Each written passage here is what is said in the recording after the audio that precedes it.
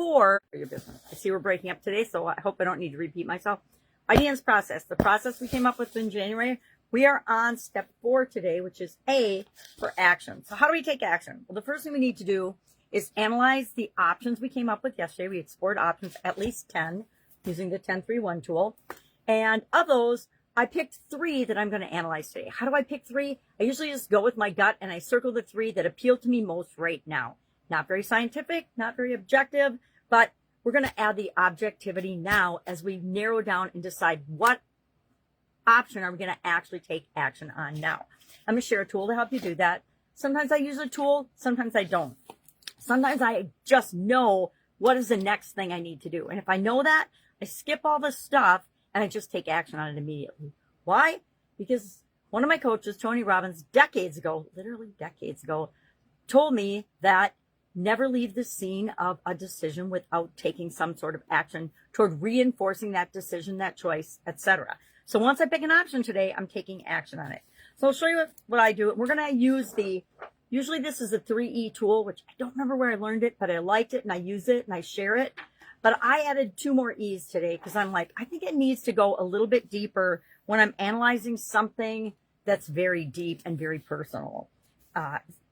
For us individually, as well as for our businesses, it's a pretty big deal because it becomes the part of the core foundation of the spirit of our business, who we really are, who we're here to serve, etc. So I added a couple of E's today. I'm going to explain to you those quickly, but I'll show you how I broke mine down. Made my little brainstormed list, and then I selected 3 and wrote them across the top. I make a little grid. I should have done this big for people to see. If you want to go through this in detail, all you have to do is ask, and I can help with that. But I'll just run through it quickly, and I just like to show you a little bit of what I actually do. So I could get a mentor to help me with my spiritual connection. I could sign up for a Bible study course or something like that, or I could join some group, a group that's already working toward spiritual enlightenment, spiritual connection, etc. And I could join that. So the E's that I'm going to ask myself to analyze the alternatives to figure out which one to take action on today are as follows: effective, effort level, emotional resilience, and I added expense and energy. So to me, time and energy always needs to be taken into consideration. Expense, what's going to cost me to do this? And it's not just about money. Again, it's about time, but these kind of run together. But it's more about what kind of resources am I going to need? Do I have to da-da-da-da-da-da-da? All the things that would be related to expense type things. Do I need to buy certain equipment or something? Or do I have to travel to participate in things, etc.? Whatever that is. Effective, it's an educated guess as to which of the options for our organization and for me would be the most effective. But we're just taking something that's very subjective. These are subjective criteria, and we're assigning a numeric value to them. I like to do 3, 2, 1 and do it as a weighted thing. So I give the one that appeals to me the most the highest rating. So if I look at mentoring and effective, well, one-on-one mentoring and coaching is probably going to be very effective. So that would probably get a 3 because I know that's going to be fast and effective.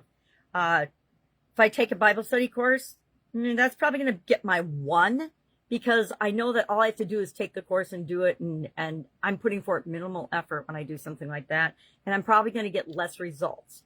And then I would give the 2 then to join a group.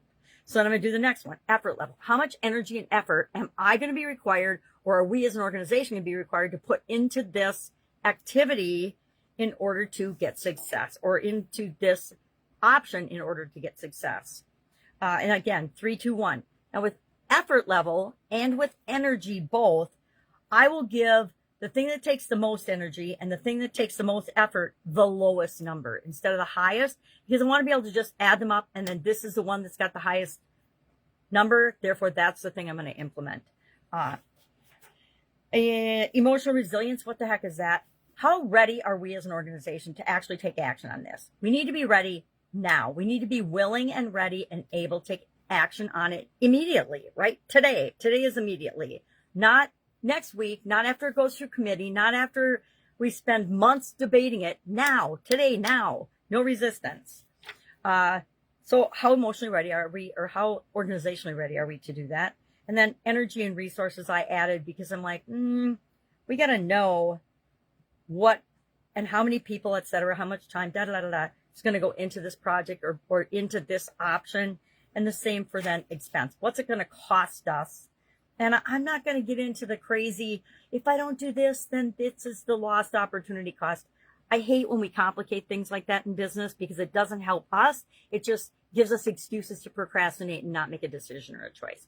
And I think you'll find the longer you're in business, the faster and quicker you make decisions and then adjust along the way. If you realize you made a mistake or you didn't do the exact right thing the first time, you're always going to be better off if you've taken action than if you haven't. All right. Any questions about this? Hit me up and ask. Do you like how I just changed tools along the way as the mood strikes me?